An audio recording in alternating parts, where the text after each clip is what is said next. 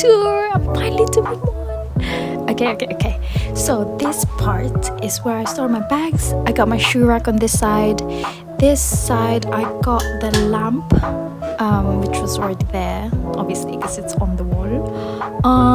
The bed used to be here, but now I turned it into my aesthetic area. Okay, this one is the built-in closet. That wardrobe used to be outside. I put that inside. They've got some storage down here, and my fluffy rug, and my bed in the middle of the room. I moved it there. It used to be where the lamp was, but I wanted to make space for my lounge area, bedroom, bed area, and kitchen and desk. So this is my sink area and my kitchen area and some storage. And I've got my desk area here, which is my favorite part of the room, apart from my bed. And I love this view. Just wow, look at that.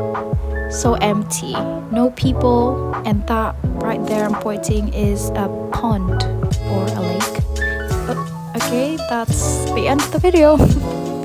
Hope you enjoyed, and subscribe for my next videos. Thank you very much. Bye.